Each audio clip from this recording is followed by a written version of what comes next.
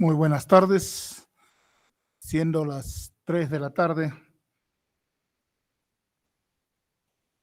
del día 8 de agosto del 2023, se va a dar lectura a la resolución emitida por el colegiado en el proceso 503-2021-36-1101, JRPE 02. La primera sala penal de apelación está conformada por el doctor Máximo Belisario Torres Cruz, el doctor Waldo Abraham González Apaz y la doctora María Rosa Espinosa Mejía. Se pregunta a las partes primero que se acrediten las partes que han concurrido a la presente lectura. ¿Quién está ahí? Jorge Luis Ascona Valdeón, abogado de quién es. Muy buen día, señor magistrado. La defensa del señor José Calvalle Estrada, Jorge Luis Ascona Valdeón, identificado con registro del Colegio de Abogados de Lima 52158 y demás datos consignados en la audiencia precedente, señor magistrado. Bien. ¿Alguien más se encuentra especialista? No, señor presidente. ¿Algún recurso, algún documento, algo que hayan presentado, una cuestión previa? Bien. Se pregunta a la defensa técnica de Calvalle Estrada si se va a dar lectura a toda la sentencia o solo la parte que ha considerado la sala penal donde hace el razonamiento. Señor magistrado, por nuestra parte no tenemos ningún problema con que se lea el razonamiento y la parte resolutoria. Bien. Vamos a dar lectura entonces a la resolución número 24, 8 de agosto del 2023, sentencia de vista 056-2023. Vistos y oídos en audiencia pública el recurso de apelación interpuesto por el representante del Ministerio Público y el tercero civil responsable Minería Colpa D.C.A. contra la resolución número 14 de fecha 24 de marzo del año 2023, que resuelve absolviendo al acusado José Martín Calvalle Estrada como autor del delito de contaminación ambiental previsto en el artículo 304 del Código Penal en agravio del Estado, Ministerio del Ambiente. Segundo, fundado la pretensión civil incubada por el Ministerio Público, en consecuencia ordena que el tercero civil responsable, compañía minera Colpa S.A., que opera la unidad minera Huachocolpa, pague la suma de 50,000 soles por concepto de reparación civil a favor del agraviado Estado, Ministerio del Ambiente, en el plazo de 2 meses de consentida la presente sentencia, bajo apercibimiento en caso de incumplimiento de iniciarse la ejecución forzada. Esa es la resolución en materia de impugnación.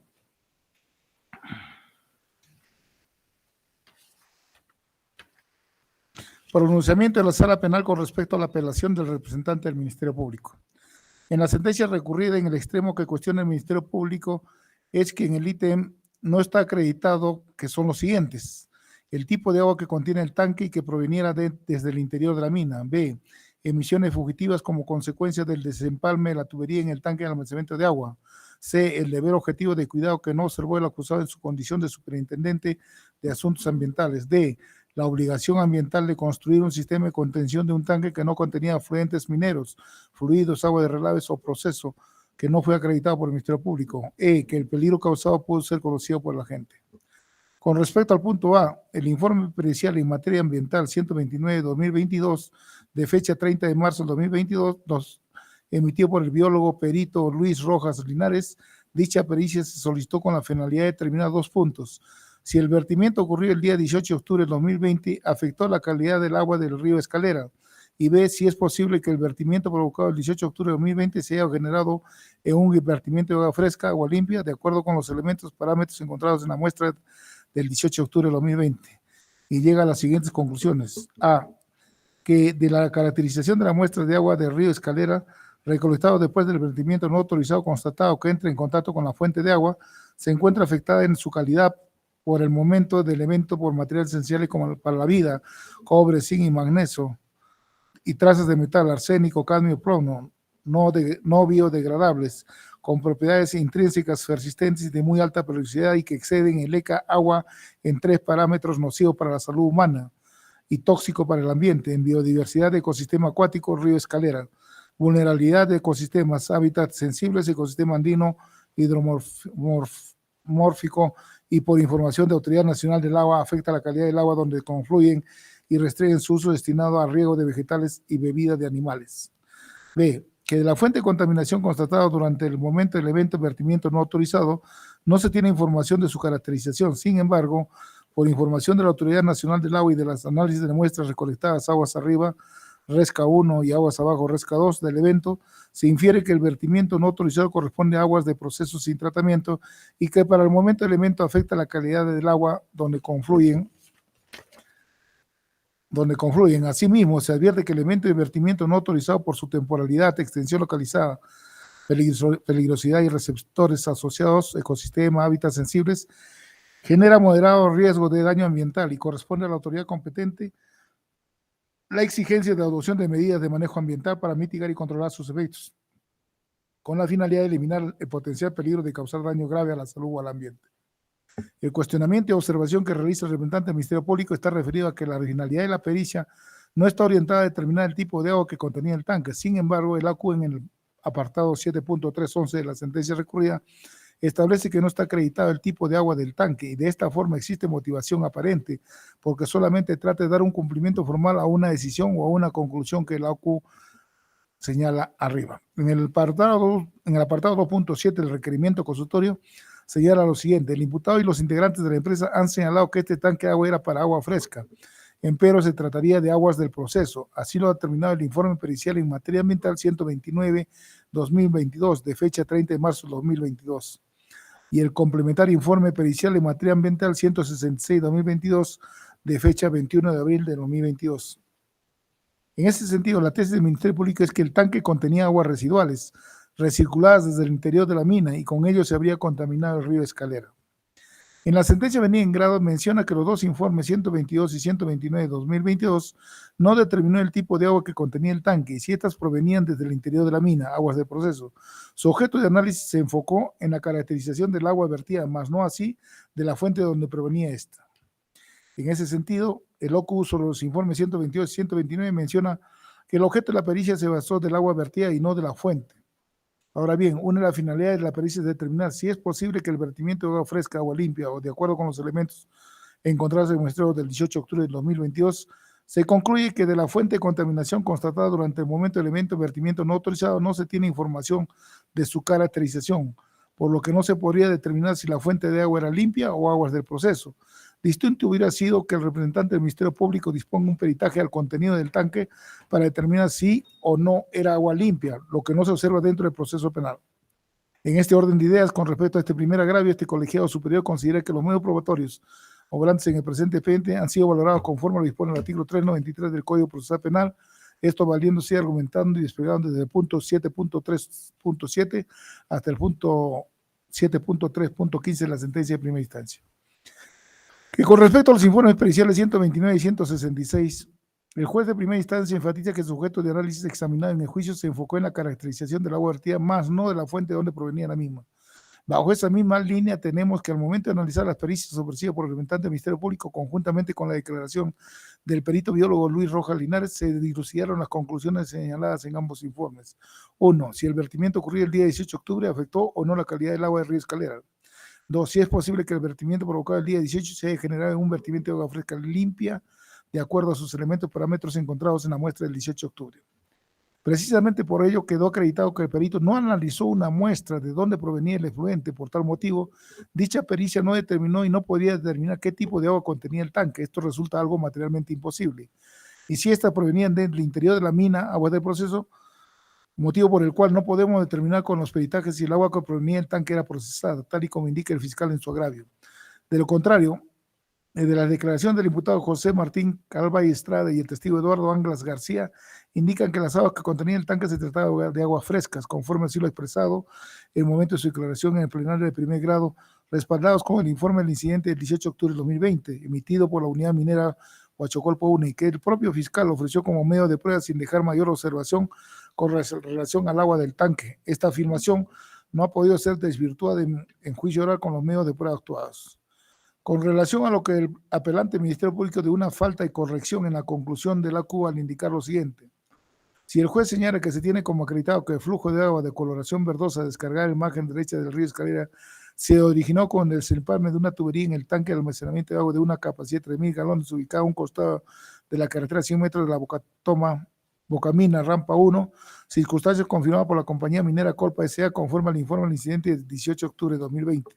Sin embargo, concluye, en el plenario no se determinó en grado de certeza si el tanque almacenaba agua fresca o contenía fluidos, agua en relaves o de proceso, sin tomar en cuenta la diferencia lógica que existe entre una relación directa del agua del tanque y el flujo de agua verdosa vertido en el río Escalera, lo que incluye las características físico-químicas. Al respecto, la sentencia de primera instancia aborda este punto en el fundamento 7.311, al señalar que el Ministerio Público afirma que el tanque contenía aguas residuales recicladas desde el interior de la mina. Sin embargo, no existe prueba que establezca ello, al no haberse tomado muestra de su contenido y acreditarse la existencia de una línea de conducción desde el tanque hacia el interior de la mina, conforme de apreciarse el acta de inspección fiscal realizada el 21 de abril de 2021.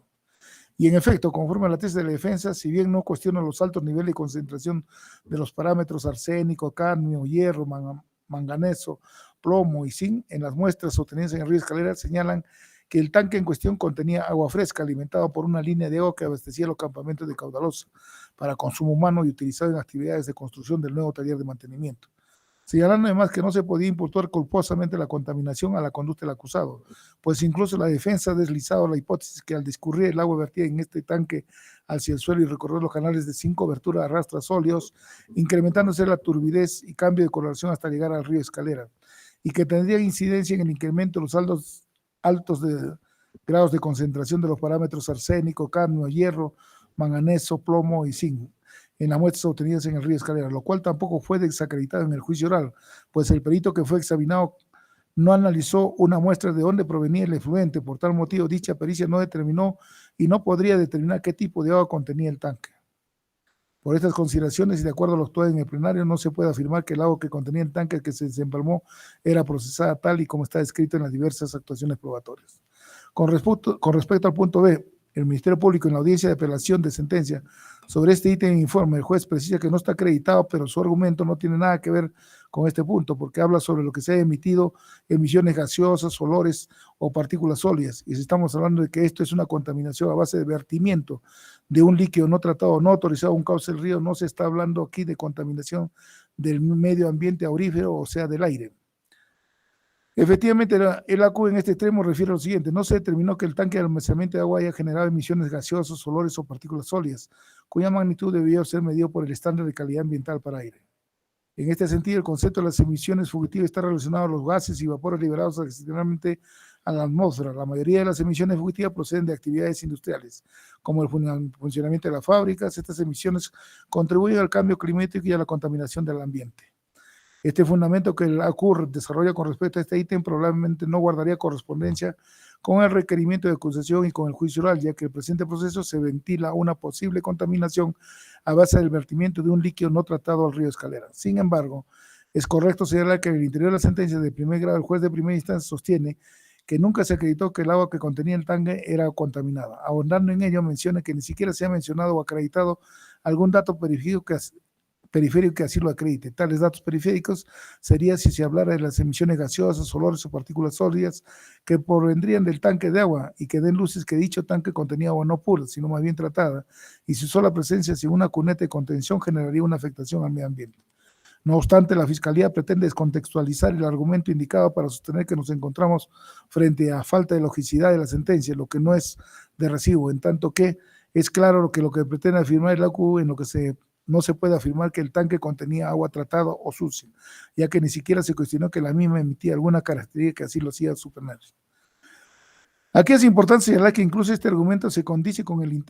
íntegro de la sentencia, toda vez que la misma comienza determinando que no existe medio de prueba que logre acreditar que el agua que provenía del tanque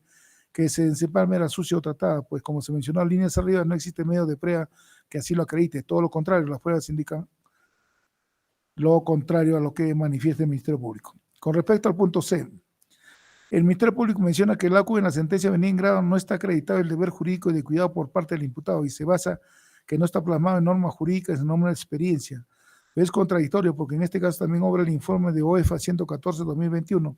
en donde establece las obligaciones que establece la Ley General del Ambiente y el Sistema Nacional de Impacto Ambiental. En el informe que hace referencia del representante del Ministerio Público, informe OEFA 114-2021, en el punto 27 establece: por tanto, recae sobre el titular de actividad minera una obligación de cuidado o preservación del medio ambiente que consiste en evitar e impedir que las emisiones, vertimientos o desechos generados durante la etapa de desarrollo del proyecto causen o puedan causar efectos adversos debido a su grado de concentración o tiempo de permanencia en el medio ambiente o sobrepasan los niveles máximos permisibles que resulten aplicables. Ahora bien, cabe preguntarse qué se entiende por titular de la actividad minera, siendo necesario para ello recurrir a la jurisprudencia del Consejo de Minería como máxima autoridad administrativa en materia minera, la misma que ha desarrollado el concepto de titular de la actividad minera inicialmente contemplada en el artículo 6 del Reglamento de Seguridad e Higiene Minera aprobado por el Decreto Supremo 046/2021, Energía de Minas. Es así, dicha jurisprudencia concluye que se entiende por titular de la actividad minera aquella persona natural o jurídica que siendo titular o cesionario de la concesión minera realiza efectivamente actividades de exploración, explotación, entre otros.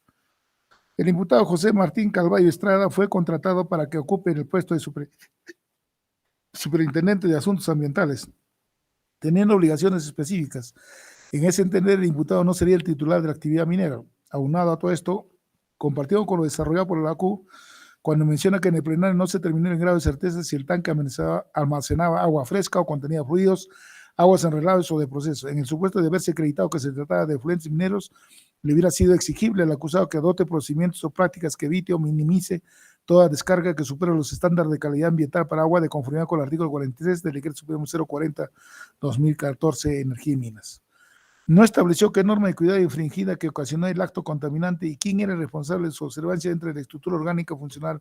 de la compañía minera Colpa S.A. Si bien es cierto, el informe de la OEFA 114/2021 establece obligaciones plasmadas dentro de la Ley General de Ambiente y Sistema Nacional de Impacto al Ambiente, tal como lo señala el representante del Ministerio Público, establece medidas preventivas para que el medio ambiente no se vea contaminado. Sin embargo, nos encontramos frente a un delito de infracción de deber, por tanto, no basta con el incumplimiento de alguna indicación abstracta contenida en la norma general, sino más bien de una obligación expresa que se omitió cumplir. Ergo, se afectó el medio ambiente. De los argumentos expuestos por el Ministerio Público solo se advierten generalidades, sin indicar expresamente qué artículo se afectó, sobre todo por qué la acusación fiscal se vislumbra que la omisión que se le atribuye al imputado es la no implantación de una cuneta de contención para el tanque de agua que finalmente se desempalmó. Pero no existe una norma expresa que así lo refiera, siendo que lo único que se invoca el fiscal son normas generales. Por su parte, la defensa del imputado señala que el artículo 77 del Decreto Supremo 014/2014 especifica que la obligación de colocar una cuneta de contención en el tanque no es una obligación para cuando se trata de aguas limpias, sino para cuando se trata de aguas procesadas, lo que en efecto se verifica en el inciso H de la norma antes citada, pues se hace referencia únicamente para plantas de concentración de minerales y depósitos de relaves. Adicionalmente a esto, la Fiscalía indica que el imputado no habría realizado alguna actividad destinada a la prevención del impacto al ambiente, pero no precisa qué conducta era la esperada, ni dónde se encuentra contenida la misma. Sin embargo, del plenario se aprecia que sí se realizaron actividades de prevención y que no fueron materia de cuestionamiento por parte del Ministerio Público. Se menciona que se implementaron medidas para evitar que el tanque de agua impacte el ambiente, como es colocar una llave de ingreso y salida, y además hacerlo pequeño, solo de 8 cubos, para así evitar algún impacto al ambiente, lo que no ha sido rebatido por el fiscal superior en el plenario. Con respecto al punto D, de la obligación ambiental de construir un sistema de contención de un tanque que no contenía efluentes mineros, fluidos, aguas, relaves o procesos, no fue acreditado por el Ministerio Público. El Decreto Supremo 040/2014, Reglamento y Protección de la Gestión Ambiental para las actividades de explotación, beneficio, labor, general, transporte y almacenamiento minero, publicado el 12 de noviembre de 2014, en su artículo 77 establece: las plantas de concentración de minerales y depósitos de relaves. En las plantas de concentración de minerales sulfurados y oxidados, depósitos de relaves, se deben implementar medidas para H, el control de derrames en general y limpieza de los mismos. Está prohibida la construcción de presas de relave con el método aguas arriba. En general, este reglamento señala el sistema de contención principalmente para materiales peligrosos, actividades de concentración de minerales, procesos hidrometalúrgicos, transporte de mineroductos, entre otros, y no para actividades de construcción. Incluso el mismo reglamento prevé la posibilidad de que ocurran derrames y la limpieza de los mismos. Se debe entender que cuando se trata de plantas de concentración de minerales en general, sí se deben implementar una serie de medidas. No obstante, no existe la misma obligación para cuando se trata de agua limpia. No existe una obligación, y lo que pretende el representante del Ministerio Público es que se haya realizado o colocado un control de derrames indicando en el inciso H, pero esta obligación no subsiste para el imputado. Asimismo, el Ministerio Público hace referencia que conforme a la resolución directoral 193/2017 se debió realizar la ampliación de la planta concentradora para el nuevo depósito relave de encauzamiento del río Escalera, plataforma de acopio de minerales e incremento de la capacidad de la planta. Al respecto, se evidencia que la planta concentradora se encuentra ubicada a 3 kilómetros de donde se suscitó el hecho. El Ministerio Público alegó que el agua nacía de la mina, por lo que no se ajusta a la realidad porque la planta está ubicada a una distancia considerable. El representante del Ministerio Público cuestiona resoluciones directorales que guardan relación con la planta de procesamiento, cuando el mismo argumento del fiscal superior en el plenario, indicó que su premisa partía del hecho de que el agua que contenía el tanque que se desempalmó del interior de la mina nunca se mencionó a la planta de procesamiento. No se ha brindado algún dato objetivo que nos permita vincular la planta de procesamiento con el tanque de agua. De hecho, no existe imputación fáctica sobre el particular, menos aún medios de prueba que acrediten que el hecho en materia de imputación se sustenta en el incumplimiento de las normas ambientales de la planta de procesamiento. Es una cuestión que nunca ha sido materia de debate en el presente proceso. Con respecto al punto E, sobre el peligro causado pudo ser conocido por el agente. El ACU concluye que este peligro no era previsible por el sujeto activo, este caso el señor Calvay Estrada José Martín, como superintendente en materia ambiental, no era previsible para él o no era de su conocimiento o no pudo preverlo. El Ministerio Público refiere que el testigo Eduardo Ángel García, superintendente de Obras Civiles, le manifiesta si se requería establecer medidas preventivas para cuidar el medio ambiente y el señor José Martín Calvay Estrada le manifestó que no era necesario. Efectivamente, el imputado refiere que no era necesario algún sistema de contención porque el tanque contenía agua limpia. Y esto también es ratificado por el testigo Eduardo Ángel en la respuesta a la pregunta 7. Asimismo, el testigo en ninguna respuesta de su declaración que asevera que sí era necesario que se instale un muro de contención y que había un riesgo en ninguna de las 30 preguntas afirma lo que alega el Ministerio Público. A lo contrario, el testigo manifiesta que no era necesario un sistema de contención ante una eventual fuga porque se trataba de aguas limpias. En el minuto 24 de su declaración del testigo, el Ministerio Público pregunta cuando dice lo conversamos, ¿con quién lo conversó usted? Con José Calvay. José Calvay le dijo que no había ningún riesgo de no tener un sistema de contención. Sí, lo conversamos, porque era agua limpia. El testigo no responde que existe algún riesgo, como afirma el Ministerio Público. Lo que se desprende es que la conversación del testigo con el imputado, pero no lo que afirma el Ministerio, que no había ningún riesgo de no tener un sistema de contención.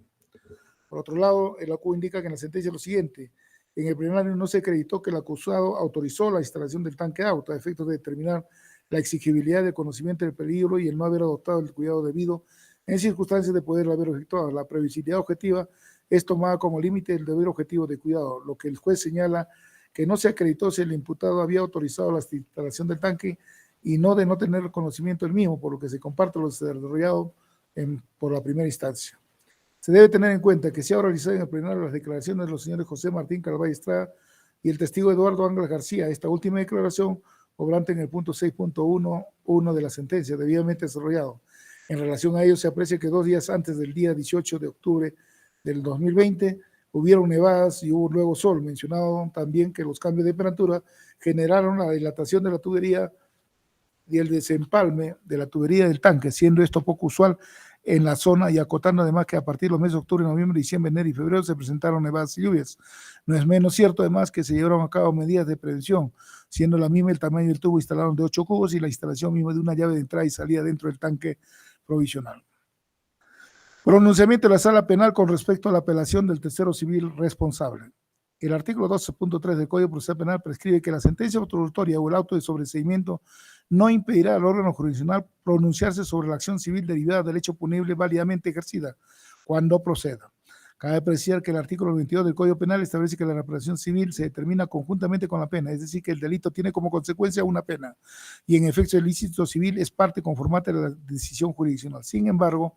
lo regulado por el artículo 12.3 acotado en el sentido de que la declaración de la irresponsabilidad penal a través del sobreseimiento o sentencia absolutoria no significa que la jurisdicción deba renunciar a la reparación de un daño que evidentemente se ha producido como consecuencia del hecho con constituir el objeto del proceso, incluso cuando ese hecho no puede ser calificado como ilícito penal. Desde luego, si el sobreseimiento o la absolución se ampara en la inexistencia del hecho que confirme el objeto procesal, es imposible condenar al pago de una reparación civil en algunas de esas resoluciones. Por inexistencia del hecho caben tener solo 2 supuestos: cuando está probado que el hecho no ha sucedido, y 2, cuando resulte probado que el acusado no fue el autor del hecho criminal. Pues se entiende que respecto a este, el hecho no ha existido, porque si bien es cierto que hoy no es necesario acreditar la responsabilidad penal como requisito sine qua non de la declaración de la existencia de la responsabilidad civil, también es cierto que la declaración acerca de la existencia del hecho, que no es lo mismo, evidentemente condiciona no solo la posibilidad de imponer una pena, sino también la de obligar al responsable al pago de una indemnización. Que uniforme pronunciamiento de la Corte Suprema orienta que la opción normativa que admitió el artículo 12, apartado 3 del Código Procesal Penal, no solo ratificó la diferencia entre acción penal y acción civil, Los criterios de imputación son propios, no necesariamente coincidentes, en tanto que la acción civil es el tamno y se sigue por las reglas del Código Civil, precepto de naturaleza civil, al tratarse incluso de un proceso civil acumulado al penal. Además, el sistema que aceptó el Código Procesal Penal, a diferencia de que asumió el Código de Procedimientos Penales, es el que la autonomía de la acción civil en relación a la suerte de la acción penal, por lo que sin perjuicio de lo determinado en relación al objeto penal, corresponde al juez decidir si se presentan los criterios de imputación propios de una conducta ilícita que ocasionó el daño indemnizable conforme al artículo 1969 del Código Civil. En estas condiciones, se logró una juridicidad penal, aun cuando sobreseyera la causa o absolviera al imputado, mediante una pretensión civil, debe examinar desde la base del derecho civil si se produjo un daño indemnizable y proceder en su consecuencia.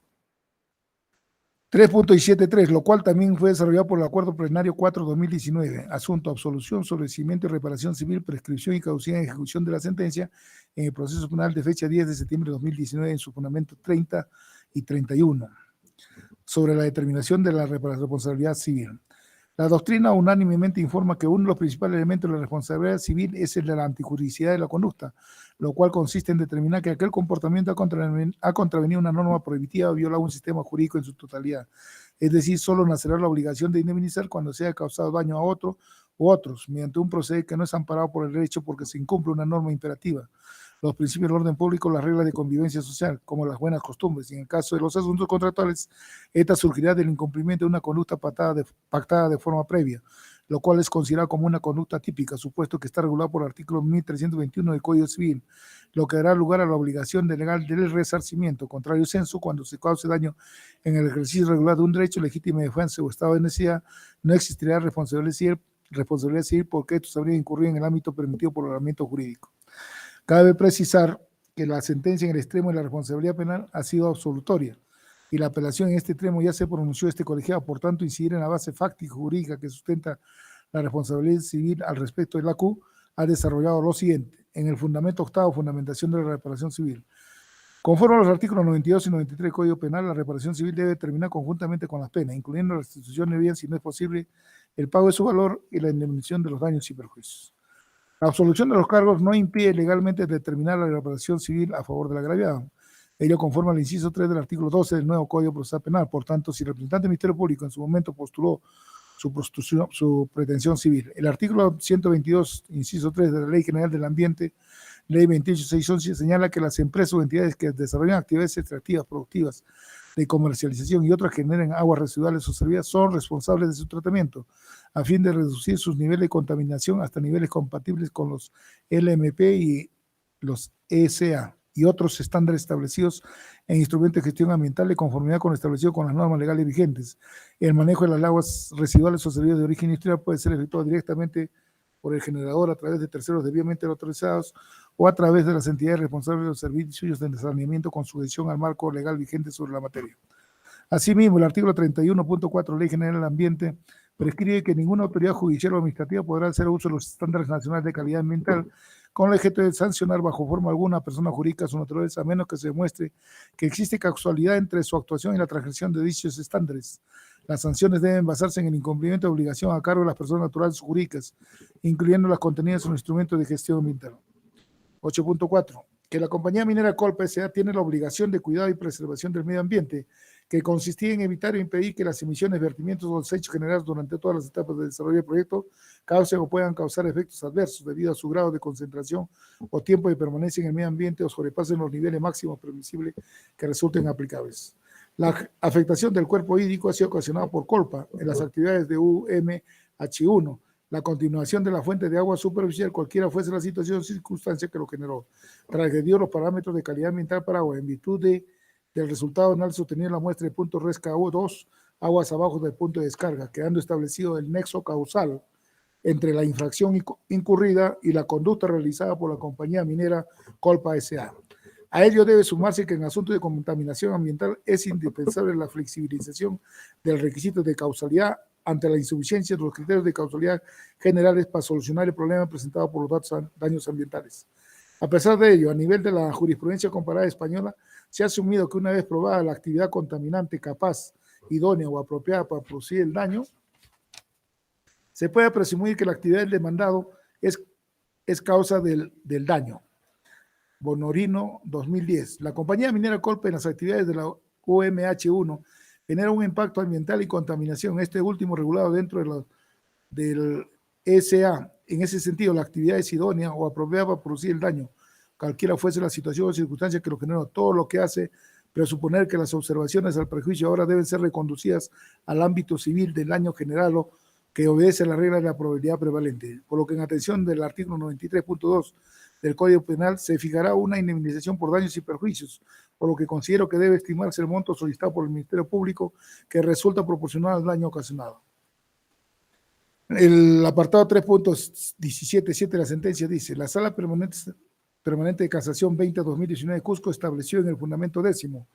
la responsabilidad civil en sede penal no deriva propiamente de la comisión de una infracción penal. Su fundamento no es el delito, sino el daño ocasionado,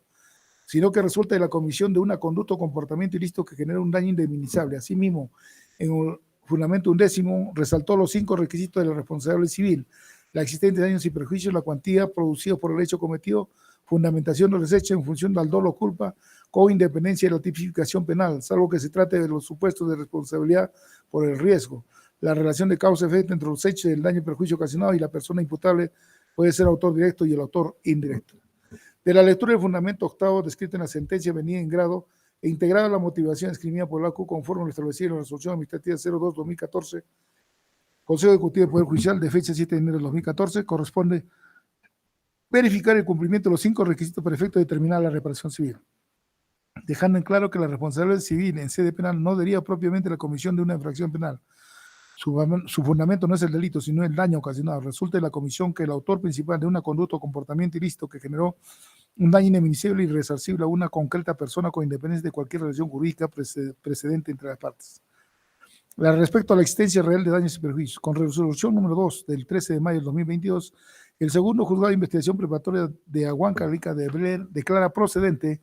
el requerimiento de incorporación al proceso de tercero civil responsable solicitado por el Ministerio Público.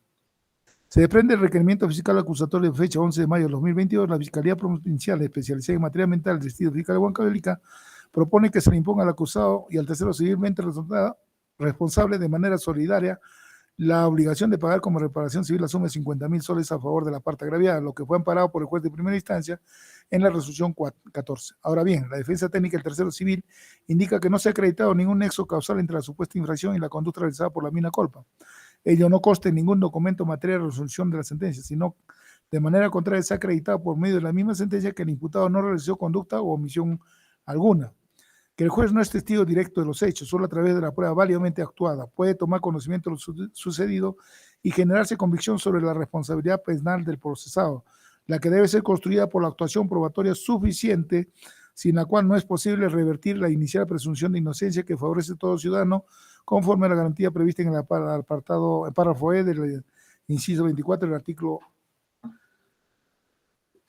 artículo 24 de la Constitución Política del Estado. Este colegiado superior considera que no existen autos medios probatorios que desvirtúen válidamente la presunción de inocencia que le asiste al acusado. Esto no significa que el acusado sea inocente. Lo que sí está claro que no existe la prueba madre que acredite que el tanque contenía aguas procesadas y que en este extremo el Ministerio Público no acreditó su tesis que las aguas eran procesadas. Es más, el día de los hechos, el representante del Ministerio Público, entre otras autoridades relacionadas a la protección del medio ambiente, se encontraban en situ y a nadie se le ocurrió tomar muestras del tanque que supuestamente, según la Fiscalía, contenía agua procesada. Que la compañía minera Colpa tiene la obligación de cuidado y preservación del medio ambiente que consistía en evitar e impedir que las emisiones, vertimientos y desechos generados durante todas las etapas del desarrollo del proyecto causen o puedan causar efectos adversos debido a su grado de concentración o tiempo de permanencia en el medio ambiente o sobrepasen los niveles máximos permisibles que resulten aplicables. La afectación del cuerpo hídrico ha sido ocasionada por Colpa en las actividades de la UMH1. La contaminación de la fuente de agua superficial, cualquiera fuese la situación o circunstancia que lo generó, transgredió los parámetros de calidad ambiental para agua, en virtud de que el resultado del análisis obtenido en la muestra de punto RESCA 2, aguas abajo del punto de descarga, quedando establecido el nexo causal entre la infracción incurrida y la conducta realizada por la compañía minera Colpa S.A. En ese sentido está presente la existencia real de daños y perjuicios. Respecto a la cuantía de los mismos debidamente propuestos y acreditados que se establece a partir de los efectos producidos por el hecho cometido, se requiere una estimación razonable de la cuantía por los daños generados. El ACU ha fijado la suma de 50.000 soles por reparación civil a favor del agraviado. Lucro cesante y daño moral no se aprecian en la presente causa, por lo que no sería objeto de pronunciamiento. En cambio, el daño emergente consideramos que sí se encuentra presente del desarrollo del amplio de la legislación ambiental, Ley General del Ambiente, en sus artículos 8, 9 del título primero, pues la mina está obligadamente a adoptar inexcusables medidas para prevenir la contaminación ambiental. En el presente caso, el resultado de la contaminación es el río Escalera, el cual no se pudo valorizar en un monto determinado. Sin embargo, el artículo 1332 del Código Civil prescribe: si el resarcimiento del daño no pudiera ser probado en su momento preciso, deberá fijarlo el juez con valoración equitativa. La suma de 50.000 no es solo por concepto de reparación civil fijada por la CUA. A consideración de este tribunal, no resulta exagerado. Monto solicitado por el Ministerio Público que resulta proporcional al daño ocasionado conforme se tiene del contenido del informe técnico 325-2020 ANA, de fecha 18 de diciembre de 2020, emitido por el profesional en recursos hídricos de la Administración Local de Agua de Huancavelica, que describe la inspección realizada el 18 de octubre de 2020 en la unidad minera de Huachocolpa. 1. Titularidad de la compañía minera Colpa S.A., concluyendo que el vertimiento de aguas residuales no autorizado por la Autoridad Nacional de Agua causa la alteración del agua, la calidad del agua del río Escalera, incrementando las concentraciones de los parámetros arsénico, cadmio, hierro, manganeso, plomo, zinc, y así transgrediendo los estándares de calidad ambiental para agua categoría 3 de las aguas del río Escalera, hecho que es atribuido a la descarga de aguas residuales en la unidad minera Huachocolpa 1 de la compañía minera Colpa S.A. Asimismo, se demuestra la contaminación de las aguas naturales superficiales del río de Escalera por los mencionados metales y metaloides. 3.1710. La fundamentación de los hechos en función al dolo o culpa con independencia de su tipificación penal, salvo que se trate de los supuestos de responsabilidad por el riego. En este punto corresponde precisar que, de acuerdo al artículo 74 de la Ley General del Ambiente, todo titular de operaciones es responsable por las emisiones, efluentes, descargas y demás impactos negativos que se generan sobre el ambiente, la salud y los recursos naturales. Asimismo, en numeral 75.1 del artículo 75 de la misma ley, prescribe que el titular de la actividad debe adoptar prioritariamente medidas de prevención de riesgo y daños ambientales de la fuente generadora de los mismos.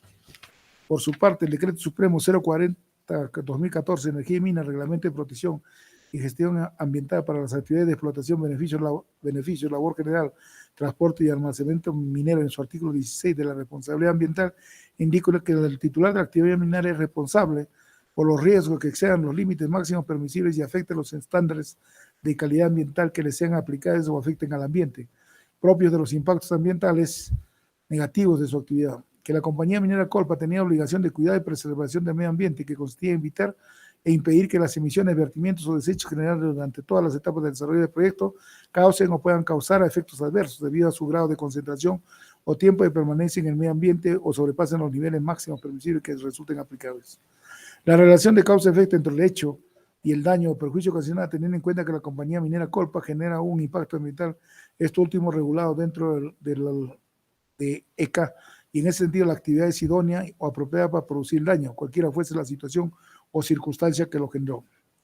La apelante señala que esta causalidad no quedó acreditada debidamente en el juicio oral. Ello es incorrecto, pues si bien no se ha acreditado el actuar del agente acusado para controlar la producción del resultado, permitiendo descartar aquellos supuestos de responsabilidad objetiva basados únicamente en el cargo o función del agente. Pero sí se ha verificado la existencia de un daño ocasionado y también se acreditó que ese daño fue a consecuencia de la actividad realizada por la compañía minera Colpa, pues se probó el desempalme de la tubería del tanque metálico instalado en la empresa minera y que provocó la contaminación de las aguas naturales superficiales del río Escalera por los metales metaloides, niveles por encima de lo permisible conforme al contenido del informe 325-2020, de fecha 18 de diciembre de 2020, emitido por el profesional en recursos hídricos de la Administración Local de Agua de Huancavelica, cualquiera fuese la situación o circunstancias que lo generó. En ese sentido, corresponde consecuentemente desestimarse el recurso de apelación interpuesto por el tercero civil responsable. Por los momentos antes expuestos, de conformidad con la aplicación del artículo 139, inciso 5 de la Constitución Política del Estado, artículo 409 y 425 del Código Procesal Penal y 2 y 41 del texto único ordenado de la ley ordenada del Poder Judicial, se decide. Los integrantes del Colegiado Superior de la Primera Sala Penal de Apelación de la Corte Superior de Justicia de Huancavelica, Ministerio de Justicia en nombre de la Nación, por unanimidad resuelven: declararon infundado la apelación interpuesta por el representante del Ministerio Público; declararon infundado la apelación interpuesta por el tercero civil responsable de la minera Colpa S.A. Se confirma en todos sus extremos la resolución 14 de fecha 24 de marzo del año 2023. Ordenaron con sentido y autoridad que sea la presente, se devuelvan los actuales al juzgado de origen para que proceda conforme a sus atribuciones. Mandaron, se notifica a las partes procesales. Firmando doctor Máximo Torres Cruz, Waldo González Zapaza y María Rosa Espinosa Mejía. Se ha dado por concluida la lectura de la sentencia emitida en este proceso. Se pregunta a la parte que ha concurrido si está conforme o no con la resolución emitida. Conforme, señor magistrado. Bien, se va a notificar con toda la sentencia a las partes procesales en sus correos, en sus casillas o en todo caso en sus domicilios procesales. Siendo las 3:40 de la tarde del día 8 de agosto del 2023, se da por concluida la presente audiencia. Muy buenas tardes. Muy buenas tardes, señor magistrado. Hasta luego. Muchas gracias.